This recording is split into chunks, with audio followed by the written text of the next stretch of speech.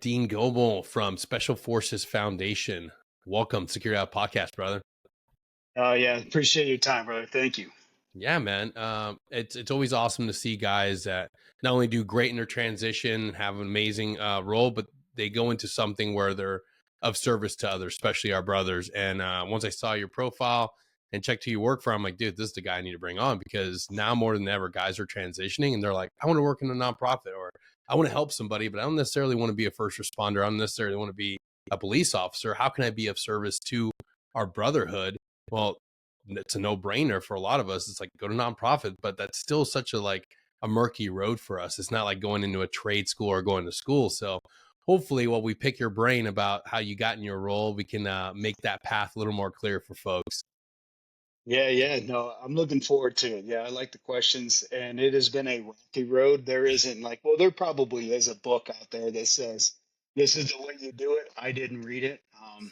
Probably should have. But some of the lessons you learn through failure seems to always be the ones that stick with you the longest. So and I've always, for better or worse, have kind of been a guy who just kind of sends it at times and kind of work it out. Because it's funny, the reason why I apologize, because I'm from my phone and I'm abroad, so I'm here in Manchester, Tennessee. So nice. I'm doing an internship with Black Rifle Coffee Company Fund. So I'm their incoming Director of Philanthropy, pretty much. And so because of the hurricane, we're assisting with the relief effort. So I flew out here immediately. I literally just loaded up $6,000 worth of coffee, water, fuel, you name it, in the back of a U-Haul that we got all donated. And then I'm literally, as soon as I get off the horn with you, I'm going to start driving towards Asheville, North Carolina, and try to get those people, much needed support and supplies. Yeah. Try to do our little part. Yeah, man, let's actually dive into that, because this whole weekend I've been intermediary, connecting people with guys on the ground, because my third group buddies and random guys are on vacation. They're like, fuck it, I'm not going to be hanging out and watching the place that we pretty much all grew up in. Every last one of us has spent enough time in North Carolina that it's like, this is like second home. Like, we've all vacationed to Asheville. We've all been in that area. And it's like, people are reaching out like, hey, do you know anybody on the ground? It's like, okay, reach out to Sam from Terminal CWO, reach out to everybody that I know. It's like, hey, who do you got on the ground? I got some dudes heading up there. Like, that is something that's unique to our brotherhood, being willing to just drop everything. And even if it's for a weekend, I know guys that were like, hey, I got time this week and I'm headed up there. And it's unfortunate that there's little to no help from our federal government, dude. Yeah. I don't know if you want to open that bag of worms. How much time do you got? So, it's just one of those. Am I allowed to swear on this thing? I don't want to. Oh, fuck yes, you are, Dean. So I kind of just said, fuck it, man. Like, I don't know what the right answer is. All I know is I have good friends that were out there. Because last week I was at this conference and stuff, and it was literally weighing heavy in the back of my head the whole time on just, here I am at this fucking fancy concert. And don't get me wrong, I love doing that stuff, because the networking, and kind of dive back in the original question, that's kind of where it all starts in the philanthropy world, is networking is huge, because it's already paying dividends. I was already able to make some phone calls to some folks who are doing amazing things out there. One of the sister, I work with the Special Forces Foundation, but the Special Forces Charitable Trust and Special Forces Association were crushing it out there. Yeah. And so it kind of just like, dude, I just didn't feel like I was doing my own personal part. And not that it was all about me. The things we're doing here at Black Rifle is a collective effort. What we were able to do in pretty much 48 hours has been astonishing. It's been awesome.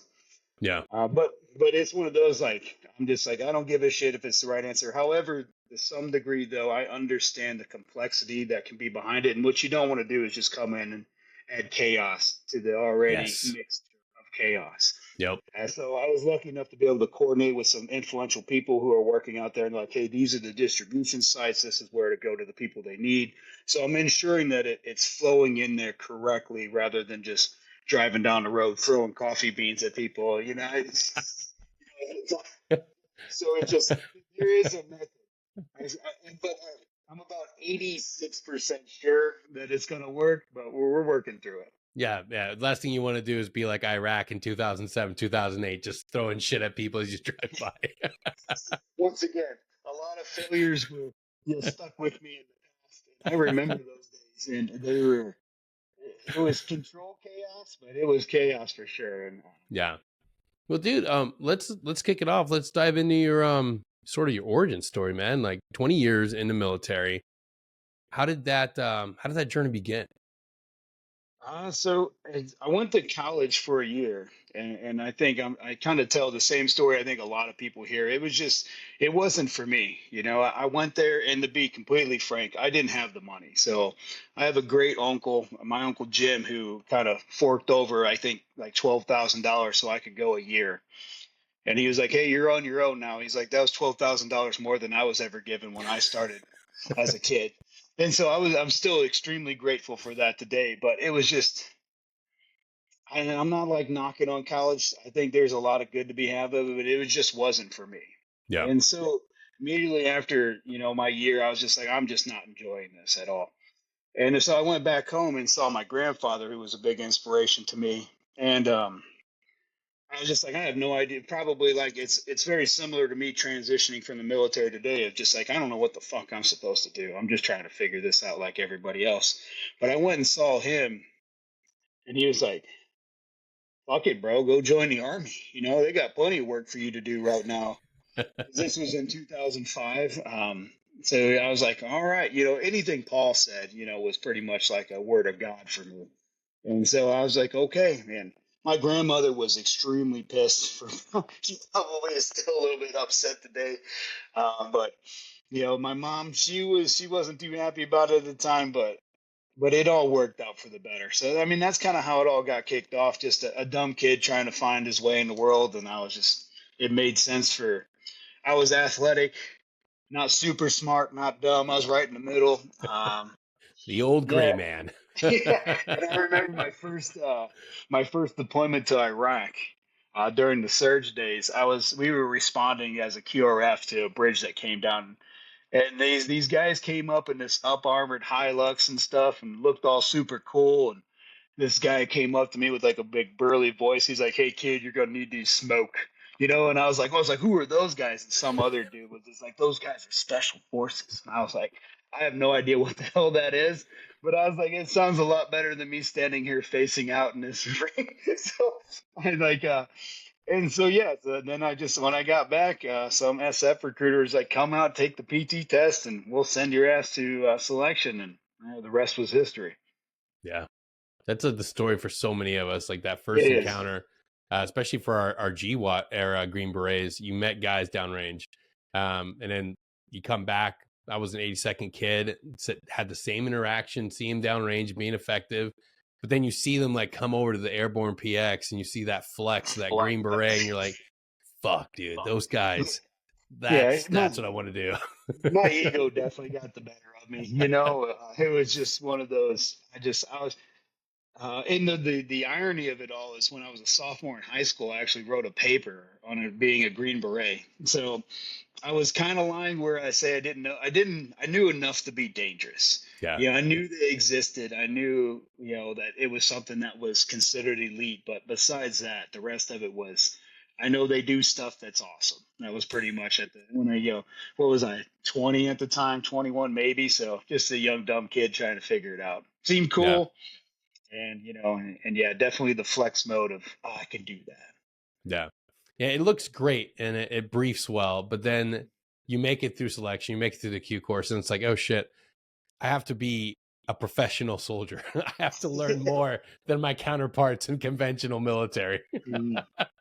Oh yeah, but I thrived on that though. Like, I love to learn. I'm the kind of person that I like listening to the podcast, TED Talks. I like IT stuff, So when I got there, of course they told me I was going to be an 18 Echo because I was an RTO. Um, and so they're like, yeah, that's what you're doing. So, but I just dove right in, and I did love the academic challenge. I think something that is lost about some who may be thinking about going special forces. They think it's just like being super strong, be fit. Yeah. And that's kind of like the gimme, if you're not fit and in shape, that's the baseline that everybody's showing up. And especially when you show up with those 18 x-rays today, who are like complete studs. Yeah. But it's the academic and the decision making and ability to build culture and get people to follow you or follow when needed and to work as a team is, I think, what is can be sometimes overlooked.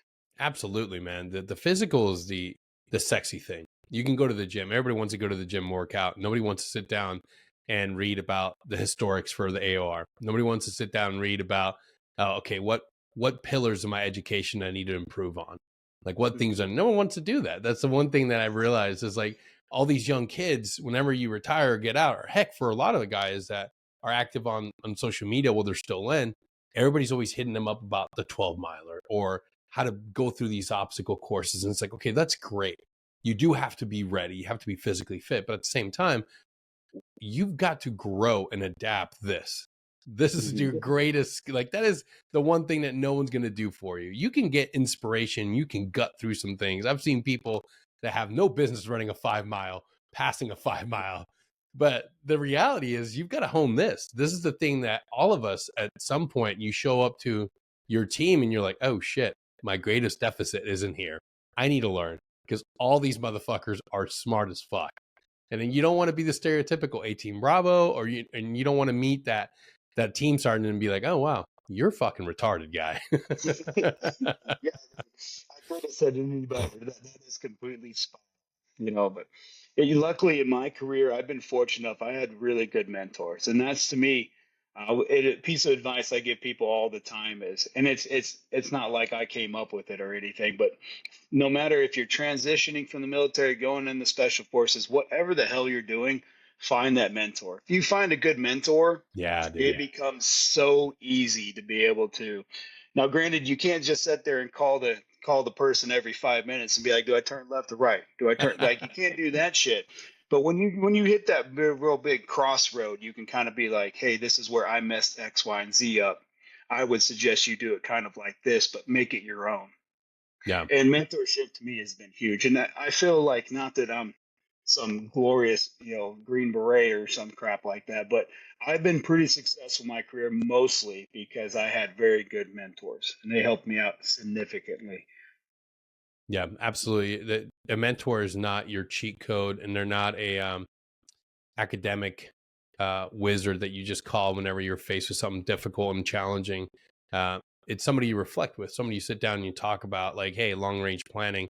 You you bring your plan of action to them, and they're the first one to say, like, this looks great, Dean, but you're a fucking idiot. Here's where everything's gonna fall apart. You And, that summed up my career right there. So, I mean, it wasn't always like that, but it goes back and forth, right? So now I yeah, find myself in more of the senior positions as I'm leaving the military, and I'm help coaching around the younger guys, and I was like, well, that's great, dude, but that's stupid, yeah, but all I'm doing is just paying it back. The same thing that yes. my mentor told me, I'm just paying it back to the next guy. Yeah, and I think that's the most beautiful thing about being a warrant officer, man. Like, and then not to take anything away from being an NCO, I love being an NCO, but being a warrant officer, you kind of get to nobody knows your fucking job. It's yours. You own it. You I don't have even know about so that, much. but I'm just Nobody knows. It's provocative. kidding. 100%. I'm going to quote you on that one. But you get to take a step back and realize you've been on the team long enough. You've been in the regiment long enough. You may not know everything about the 18 Delta Lane or the 18, but you know enough that you can now mentor and help everybody in that fucking team. Yeah, you're part of the triad. You're part of that awesome brotherhood of the team sergeant, the warrant, and the captain. But you still have all these dudes to take care of. And it's so great to be able to take a step back and look at that young 18 Echo and be like, hey, like that SDN is going to be a nightmare downrange. Do a lot of training with this and go talk to the nerds in the S shop because those are going to be your greatest asset. And being able to provide that sort of clarity to everybody is one of the greatest aspects of being a warrant, in my opinion. When you were going through your career, what are some of the areas that you reflect back on? And you're like, holy shit! Like this is when I felt like I was like, this was my fucking calling. Oh man, there's a few of them. So how do I say that? So I was born and raised in 4th Battalion. That has its pros and cons that a lot of people know what 4th Battalion is all about. Yeah. I can't say that I always absolutely enjoyed it, but I do believe I was pretty good at it. I've always liked to, if I'm tooting my own horn, I got pretty good maturity. I can speak Yeah. all right in front of a crowd. I can manage relationships pretty well. And if you know and understand that mission set, that's a lot to do with it. Not that the ODAs don't do it sometimes even better, though, because that's a big misconception that they think it's just like ODAs can absolutely crush that mission set as well. But those were times where I was given the latitude to work, by myself in a couple countries, where if you make or break it, it was all on you. You didn't have Yeah. anybody to rely on. And I didn't do enough to throw myself in jail, so I feel like that was literally some of the guidance I got most of the time was, hey, just don't get kicked the hell out. That was like literally, just don't fuck it up. Was pretty much I was like, got it, sir. Mission, don't fuck it up. Any key task, but no, I mean, but there's a few of them. My greatest time though and achievement was one of my last ODAs.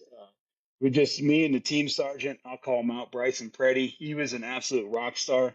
We worked so well together because we were able to complement our strengths. It's one of those. It's a good conversation to have, but you have your 18 Zulus and then you have your 180 Alphas, and I've seen it time and time again where those can kind of clash. Yeah. They don't work really well together.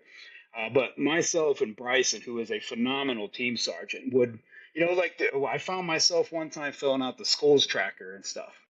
And some 18 Zulus would be like, "Oh my God, why would you ever do that?" But Bryson was so you know, ingrained in supporting all of our major training that we had coming up. That was consuming all of his time. But he knew that I had that past history to be able to do that too. So he's like, yeah, man, you crush that, I'll crush this. And we literally just drove off of each other instead of making it egotistic of this is Yeah. my lane, this is your lane. We just simply worked really well as a team. Dude, And divide and then conquer. we absolutely, and I provide that kind of guidance to like the new warrant officers coming in is, build a great relationship with the Zulu because that is going to make your ODA the best or the worst one in the battalion. It literally can be as easy as that to make or break an ODA. Depends if you have a great 180, and there's teams out there who don't have a 180 on their team, and they do phenomenal too. But once again, it's just another person who should bring a lot of capability because of the experience. But don't come to me with excuses. If you're 180 alpha and you're fat, I'll call you out. Like the whole stereotypical, like our older generation, I hate on Yeah. them sometimes. Those days are gone. Like Oh yeah. the 180s I see walking around 10th group at least now are a lot of rock stars. Physically fit, they're smart, they're hungry, they get it. I see the warrant officer cohort moving in a good direction, and I'm excited about that because it wasn't always that way. Yeah. No, it's your absolutely, man. I love joking and making fun of the old culture because it really Me too. was that way. It really was that fucking way. Like you saw the guy at the food truck or you saw him at the range and it was Yeah, just like in his car and it's like what the fuck are you doing, guy? yeah, But yeah. the Get your the fucking ass in shift the squad like everybody else. You can still fucking shoot. You were enlisted 6 months ago. What, did you forget how to shoot? Like those. But I'm sorry, I didn't mean to cut you off, but I can get pretty fired up no, about that conversation. dude, it's completely different now. I have a great friend who is in the workforce right now, about to graduate here in a couple, almost a month now. But the epitome of the new era, which has been happening for a while now. I think our generation of guys, the individuals that motivated me to go become a warrant officer, they weren't the fat guys, balding, middle-aged dudes that just didn't want to be on a team anymore. It was aggressive dudes that were like, well, fuck this. I want to stay on this fucking team. I want to stay longer. I want to continue doing this job.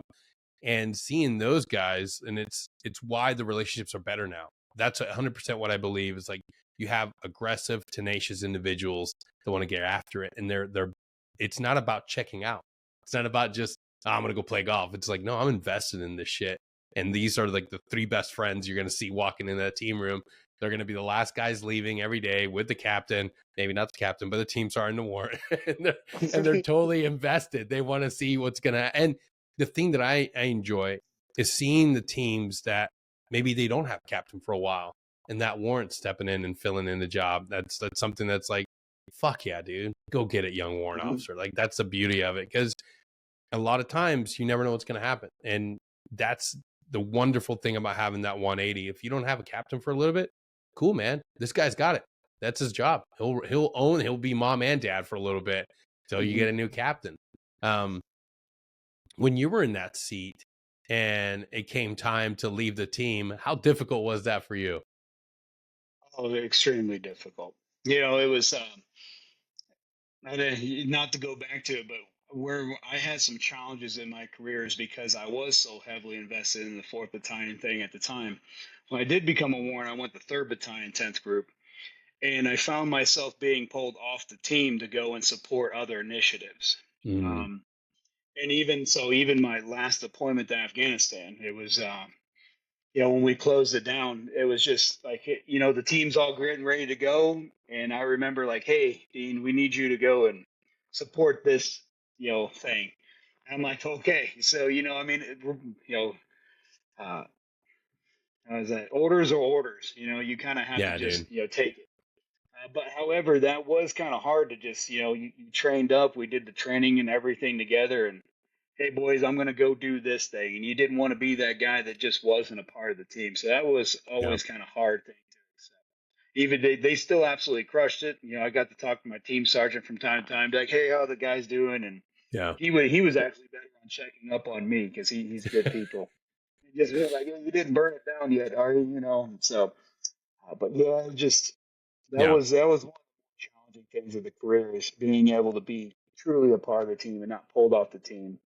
But it is what it is. Sometimes, commander only has so many people, and he's also told what he needs to get done, and they have to figure it out with the manning. Yeah, that's the flip side of it. I was just talking about this with another friend of mine that's still in a warrant officer. The amount of times that you have all these capabilities, you have all these schools, and you deploy, and it's like, oh, we need this person over here to be in charge of all these other operations, and it's like, fuck, dude, I just spent how many years of my life to get validated, to get in the position to have this experience to deploy, and now you want to pull me off the fucking team to go do this other thing that I don't really love, but I just happen to be good at. Yeah, he pretty much sums it up. Yeah, it's a double-edged sword, man. It fucking sucks. And we're looking at a time where we're still sort of short on people. So we're seeing team sergeants and we're seeing warrant officers like, dude, you should be in that seat for a while. You should be on that team. But it's like, hey, we need you to go up to be a company now. It's like, what the fuck? The guy literally like changed his entire career to be on a team a little longer. And now it's like, hey, go be a company warrant. It's like, fuck.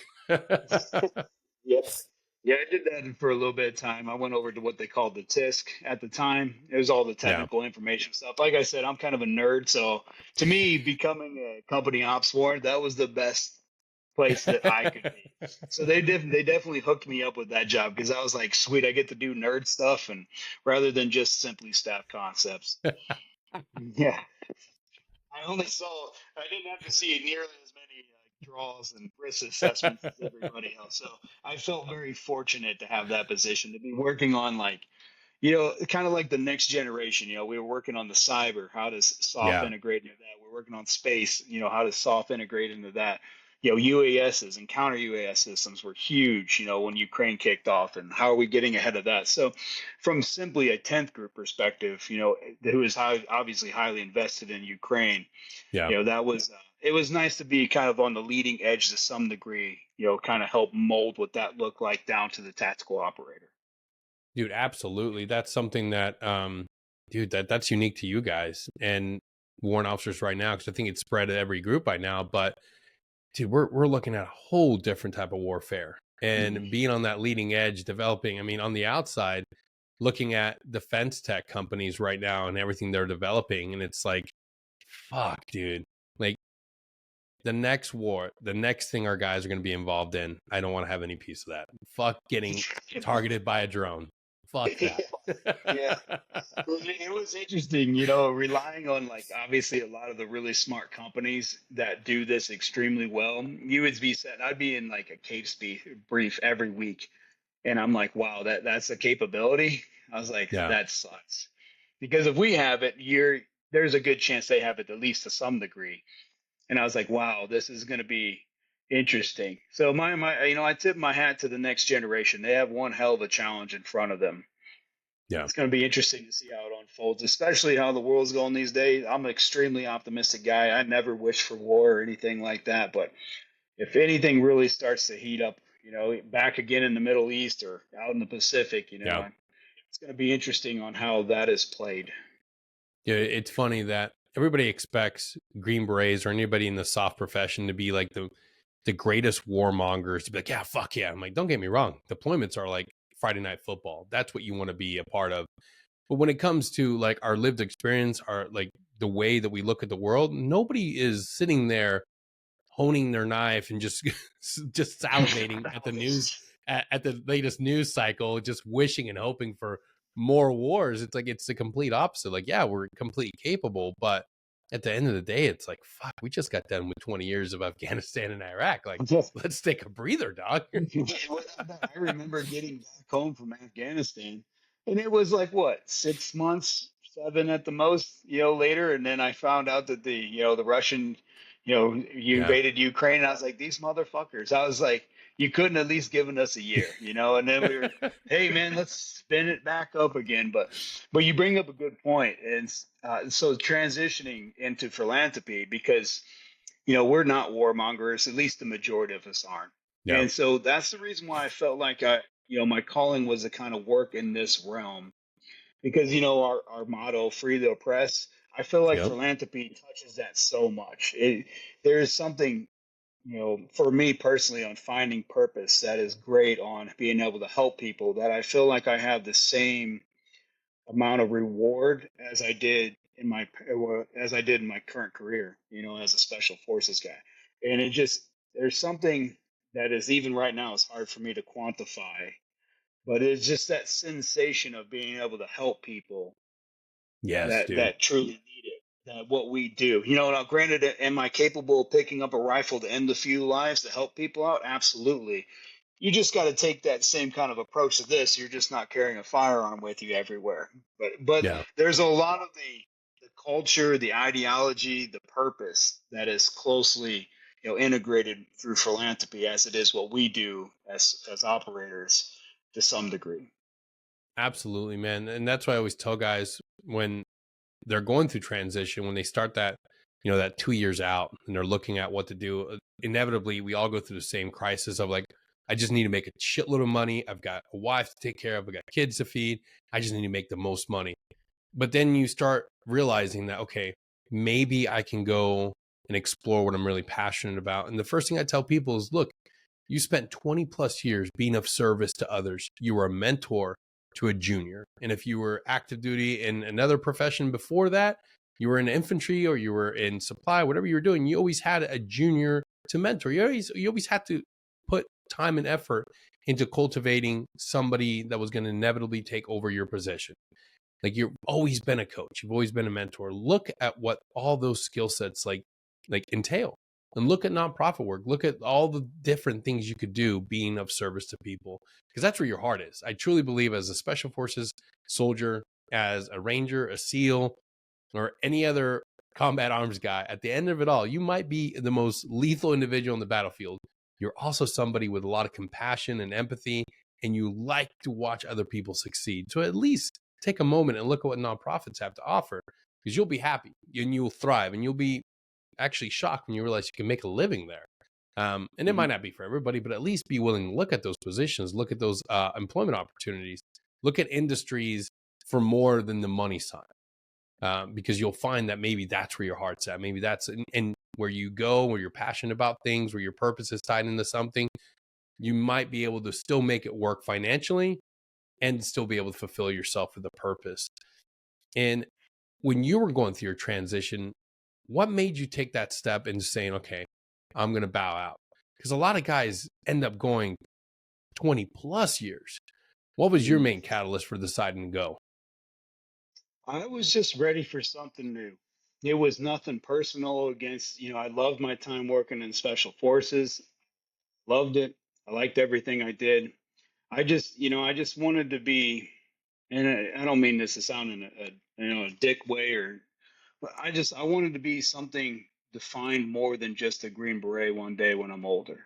Not Absolutely. that it's amazing, and I definitely appreciate it and the accolades and all that stuff that comes with it. But I wanted to have a little bit more to my life, So I was kind of chomping at the bit, come 18 years in service, and of course, every boss says, "Hey, are you in for the long haul? You're gonna be a CW5 one day." And I was like, Nope. No, I mean, more power to the guys who do. I think that's phenomenal. That works for you. And then family, of course, came into play a little bit. My boys are both in high school now. I wanted to be able to be around a little bit more for them to kind of, I missed the younger years like a lot of us do. So as they got older, and I kind of told myself one day, I was like, I do a lot of work to mentor other people, but what I feel like I was missing is mentoring my own damn kids. Mm, And I was like, I need to definitely, start, picking that up. And I did. So kind of working with them, kind of teaching them how to be, well-groomed young men, professional, understanding, I needed to put more effort into that. And so between me wanting to explore another career and being able to spend more time with the kiddos, that was the two driving factors that really kind of, I was like, okay, it's time for me to find something, the next step in my life. absolutely. Those are the two things that nobody sits down in a team room and says, like, hey, you're going to want to put a priority in this. Like, you come into a team as a young guy, nobody tells you the importance of being a husband. Nobody tells you the importance of being a father. It's all about go, go, go, get to the next school, go become a sniper, go to free fall, go to free fall JM, go be a dive. Awesome. Now go get dive soup. They develop you for everything that you need. But at the same time, one of the most important and impactful things that we should be able to talk about is prioritizing your personal life. Like, I think the best role models I had on the team were guys that were married and guys that put their families first. Because that showed me, at least, my life wasn't perfect when I was in.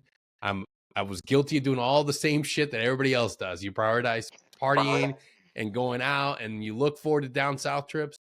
But I look at all the guys that were squared away with their families and they had the priorities in line. And as I reflect back and look at those guys, they never suffered through any of the crises that a lot of us did. The mental health stuff, if they had injuries, they always were more resilient and they bounced back. And I think there's something to that. Understanding and being grounded in family and faith and, yeah, being a fucking husband and father first, then a Green Beret. And I look at my life now and being grateful for like figuring that out. I realized, man, if we spent a little bit more time mentoring our younger Green Berets as they're getting married, as they starting to develop a family and realize like, hey, get home to that football game, get home for your wife's anniversary, make sure you're there. Dude, we can make better soldiers, better teammates, and then give them that resilience. And I'm thrilled that you were able to experience and understand like, all right, I need to mentor my own damn boys. Before long, they're going to be men.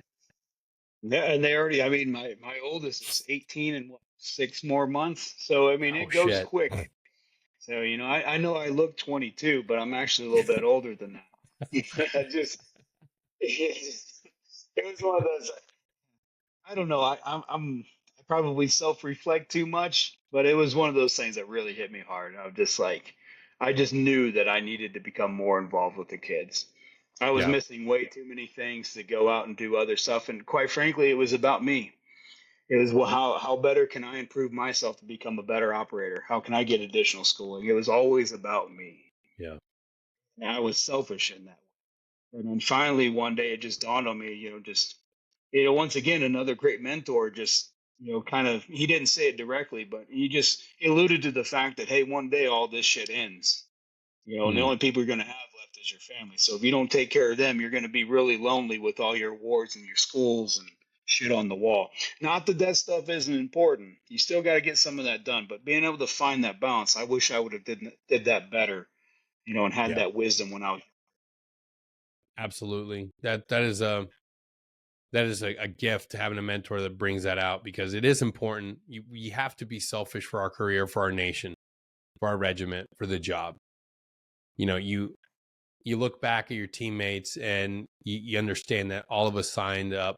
Everybody wants to be here, and that dictates that you have to be the best at everything. You have to stay hungry. You got to stay plugged into what's the next school I need to go to? What's the next thing I got to achieve? But at the same time, you have to balance it.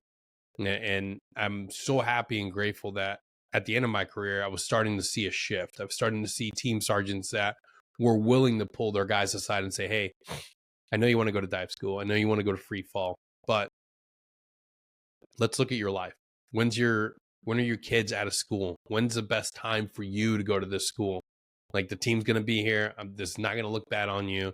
Let's look at the best time for you. I remember when I was coming up, and it was like literally like, oh, you're going through a divorce. Well, I'm going to send you to every school I can send you to back to back. It's like, and in a way, that was my team sergeant's way of showing me that he cared about me, because he was like, in his own mind, he's like, let's just get him out of here. Let's just keep him away. He needs a win. He just needs a win. It was just like school deployment. It's like, and in a way, yeah, that kind of helped. But at the same time, maybe I could have used other resources. Maybe I could have gone to mental health. Maybe I could have talked to somebody. But having the ability to look at the reality of every soldier, every Green Beret is different, and understanding what that individual needs, and then being able to say, you know what, he needs a little bit of extra from column B, instead of just getting the hey, go to JM, go to free fall, and just continue driving forward. Sometimes you got to take a knee, and it's great to see that the force is understanding that, because I think the NCOs we have now, like, are some of the most professional individuals. Like, and I got to see it on my way out. I got to see individuals that had gotten a taste of the GWAT era, but had also been developing themselves and realizing, like, okay, like, I can't burn it down like my team sergeants from the past used to do. Like, I have to figure out how to find more balance. And that's truly what all of us need, especially when we go through that transition period. No, 100%. Yeah, I remember like one of my first showed up, one of my first seniors. He'd go outside and smoke like 6 cigarettes in a row and drink Mountain Dew. And he'd come in and he'd just complain about like his 3 baby mamas, and I was like, man, I fucked up. I was like, what am I doing here? It was insane.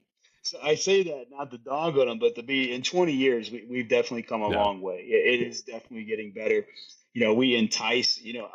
I try to preach to the younger guys that going to behavioral health is just like going to the range or the Nope. gym. Your mind is just as important as your body. So what are you doing to take care of that? And if you need a professional assistant to help you, it shouldn't be something that's looked bad upon. Yeah. Because I went to behavioral health all the time, and it just helped me kind of regain my confidence, regain my focus. I just needed that bump, just like you would any other school. If somebody just coaching you through to kind of get you, back on the Yeah. paper, and then boom, then you're off running again. Yeah. One of the biggest things that we also talk about on the show to go along with transition is like, that next phase of life requires you to kind of like retool and rehone yourself a little differently. We used to ego lift. We used to go to the gym and just freaking just buys and tries, back and buys. And it's just like, just get after to get yoked. And on the backside of it, now we have the understanding of things like operator syndrome. We have the things, we understand how our endocrine system can kind of short out on us as we get older and get out. What are some of the things that you identified that you had to take care of, mind, body, and spirit, on the way out? Oh, definitely mind. It was for me. It was mine, and probably still is. It was just that's the reason why I started going to behavioral health. I went down a dark path. Like probably too many of us, but Yeah. I just didn't like the person I was becoming. And my mental health started to struggle. I drank too much, so I kind of gave that Mm, up. So I just had to really kind of get past all that. And so as I was transitioning, like, who in the hell wants to hire, a GWAT guy that's, just shoots guns? That's pretty much what they knew, and has a drinking problem. It just didn't make sense. So to me, transition was just like looking at going through selection again. yeah. Like you're starting over, and you have to accept that fact. you by all means, you're going to have your experience to help carry you through. But it was when you go and transition to the civilian world, don't take the fact that you're a Green Beret or even in the Army or DOD that, hey, I got this job secured. Everybody wants me. They're going to hire Yeah. me. Most of the people I meet, they're like, hey, what's a Green Beret again? And I'm just like, oh, it's the Army version of a Navy SEAL. Like, oh, okay, I know what the Navy SEAL is. So it's just one of Motherfucking those things. seals. I love some of those guys are pretty badass. I like them all. Um, some I don't, but I like most. But yeah, it was just look at it when you're transitioning. It's just if you're an SF guy and you've experienced it, you're going back to selection. So are you going to show up there with the drinking problem and fat and all kind of mental health issues? Hell no, you're not. You're going to fail out day one. So go in with that mindset of just being the best person you can be, and then go into those job interviews, and then you absolutely crush it. But I see too many guys that are struggling with transition. But I bring up, I was like, well, what are you doing to work on yourself? Did you go Yeah. get your PMP? Did you get any higher education? Whatever makes sense for the career path you want to pursue. But you should be preparing yourself just like you were during the selection. And if you take it back and you think about what you did to prepare for that, you're like, holy shit, I was out rucking every single morning. I was reading any damn book I could get my hands on to teach me how to be a better leader. And you did all that stuff. But why aren't we doing it now? And honestly, a lot of times I think it's because we take it for granted. Yep. We think we're badass. We think we're invincible. We got all the answers. And that couldn't be further from the truth. And once you understand and humbleize yourself a little bit, like I had to, then I think you'll see a lot of success. Absolutely, man. You got to take care of yourself, prioritize what's important to you, and be willing to go after something again, just like you were, just as hungry as you were when you're going through selection. It's not something you can half-ass, and I see a lot of that too. Not so much from our soft brothers, but from a lot of veterans are just like, well, shit, I just did this 20 years. It should be just handed to me. It's like, no, dude. Like you still got to put your best foot forward. You still have to go out there and sharpen yourself to be the best freaking candidate and develop that network. That is one of the most important things that I realized that I didn't understand on the way out. Developing that network, reaching out to people, being willing to connect and say, hey, man, this is who I am, this is what I'm looking for, and I'd like to get to know more about your industry and what you do. It's that simple. But people are so scared of reaching out to people on LinkedIn. It's like, fuck, dude, one of the greatest assets of being a Green Beret is talking to people. Just lean on that. Everybody had the gift Yeah. of gab when you were in the Q course. Like, why are you all of a sudden not willing to talk? Yeah, I have to tell myself to shut up. I talk too much, but yeah, if I'm tooting my own horn, that was the one thing that was my saving grace. Is I've never been really scared to network and meet new people, and that's just needed. You have to Yeah. do it. You're getting out, create that LinkedIn account. I know you're not a social media guy. I get it. And LinkedIn's kind of in that weird hybrid space. It's more business, but it is social media. But even if that's not your answer, start going to conferences, whatever you're interested in. Just meet Yes. people, and you'd be surprised where that will take you. I'm literally sitting in the Black Rifle office right now, working and helping Black Rifle with their philanthropy because I started just going and volunteering to do nonprofit work. And then I met a few of the guys from the C-suite, and they're just like, "Hey, you want to come over and help us out?" I didn't play. There's not one part of this shit was planned. None of it. I was just out, met people, talked. They're like, cool, we like you. You want to come do some stuff for us? I was like, sure. And I followed that breadcrumbs.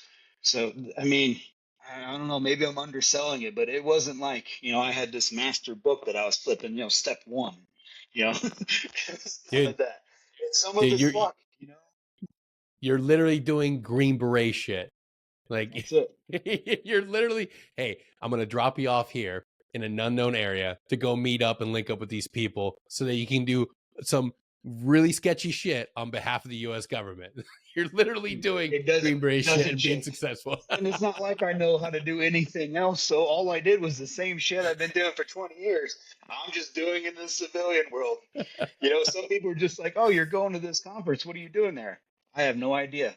But I know, but I am going to meet people, and I'm going to, kind of seize every opportunity I can get and exploit it and help other people because you get that mutual relationship going. I help you, you help me. I mean, you'd be so shocked on how far you can go. Absolutely, man. Dean, I can't thank you enough. Before I let you go, tell us a little bit about Special Forces Foundation. Yeah, so I mean, it's near and dear to my heart. I started volunteering it for a long time ago, but it is a foundation that helps complement, because I'm sure you're aware of the other, special forces, allocated or nonprofits as well. So I've came in to kind of help shape and mold it to fit in with the other nonprofits to add to instead of just overlap. Is Yeah. there some overlap? But in short, what we really focus on is tragedy assistance. That is and our gold star. So between those two is what I pour a lot of our resources into. So, and then I try to work and complement with other nonprofits that are aligned to soft. So anybody that's a Green Beret or their families, and especially our Gold Stars, we allocate on tragedy support. And it doesn't have to just be tragedy. It can be mental health assistance. We focus on legacy preservation for our brothers who have fallen. So anything that falls along those lines, you can check out our programs on the website. That's what we really do to kind of help those in need. But a lot of it, what I get is, hey, the government can't help, or it's a retired person, he's in a bad spot, or their family is. What can we do to help them? And then we figure it out from there. So some of it's suicide, a lot. Well, unfortunately, too much of it's suicide prevention. But we'll get a Green Beret, we'll get a licensed physician to come out there, help you out, and then get you to long-term care. So that is the majority of probably what's on the queue right now on my phone on people that need help and how we're going to support them is not just the cash that is associated with it, but with our partners who can provide that long-term clinical support from them from like a mental health standpoint. But we're not limited to that. We do all kinds of stuff. We had a gold star who needed a vehicle. We're like, cool, we can figure that out. We had somebody who's losing a house. How can we help them get a new home? So I mean, it can be big or small, and I like the ambiguity behind it. I don't want to put up red tape. I don't like the idea of that. I like being fast. I like being agile because we're working with people, and people, everybody's story is different. Everybody needs help in different ways. So that is the Special Forces Foundation in a non-political way. We're just fucking here to help out our Green Berets and their families, and we will listen to any conversation from anybody that's associated with our community on how to best help them get support. And even if we're not it, once again, I'm a network dude. I can call the right people, and I will get you in touch with people who make sense, and I'll even pay for it if they don't have the money. So that's it. That's how we help people out, and it is so holistic that I really want to keep it that way. Um, I don't know. I'm hoping that we continue to grow, so I don't ever have to tell anybody no. Don't get me wrong. We're not here to replace you being an adult. So, Danny, you Yeah. crash your car, and you're like, "Can I get a new car?" I'd be like, "Bro, you got car insurance, right, Dick?" So I'm not here to replace you being an adult. But if you What the find fuck, yourself Dean? in a bad I want a place, new 2500. I've actually, I think I've actually gotten that before. So we're not here to replace you at all. But I got a great team behind me. We have gold stars in ours. SF guys who all work for us. We pride ourselves on being the Green Beret led. So we try to keep the executive director position on somebody that isn't too far removed from being a Green Beret, because just like you and I, in another 5 or 6 years, you're not even going to know who the group commander is. Yep. So how in touch are you with what are the current issues with Green Berets? So we that's how those are just the small nuances that we try to leverage that makes us a little unique. Yeah. But in many ways, though, there is a lot of same and overlap, and that's not necessarily a bad thing. It's a big ass pie, and if every one of us eat it, we still don't help everybody. So the, Yeah. the overlap is absolutely needed and wanted to. Absolutely, man. I can't wait to get this episode up so we can start promoting this because, man, it's we need more resources. Our guys and gals out there that are struggling need to be able to look on a website and be able to say, okay, these people can help. And even if they can't help, they can get us to the right person that can help us solve this problem. Like, we're still dealing with a lot of suicides, a lot of mental health stuff. And until, until that's solved, we need resources. So I can't thank you enough and your organization for the work you guys are doing for our community. As after the GWAT, there's been a lot of guys that are coming out of the woodwork asking for help. Even our older generation Green Berets, I'm starting to see a lot of guys that are finally, Mhm. because they're hearing the stories of younger Green Berets are willing to accept help. They're finally coming out and saying, hey, I've been struggling with some shit and I need help too. So grateful for what Okay. you guys are doing. Dean, if someone wants to May get I a hold end? of you, yeah, What go I ahead. want to end it with is don't be the fucking excuse. There are so many resources out there for every one of Yes. us, veterans at large. If you're in a place and you can't figure it out, fucking ask around, man. There's so many times that I've heard people just like, I didn't know that it exists. Well, look, man, like you got to take the effort to be able to come up and say, hey, I need this. And Yep. I swear to God, I'm not, you're not going to go in the queue and be answered by an AI system or some shit. I will call you and I will be like, what are you doing, bro? And I Yep. will get you the resources you need. And if I don't have them, I'll get you in touch with what you need. But I put it back on the individuals. You have to take your own responsibility too. Yeah. Raise your damn hand and say, I need some help, bro. And that is cool. We've all been Yep. there. And now let's figure it out. But I'm Hey, sorry, I didn't so mean to no, get you're all good. real on you, but that No, shit it's a, drives me crazy because every time we lose a guy, it makes me upset that we didn't know he was on the radar.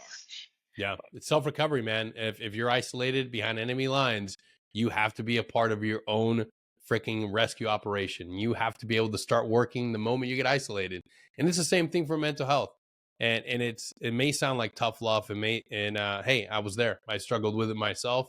I am a graduate of inpatient treatment centers and polytrauma treatment centers.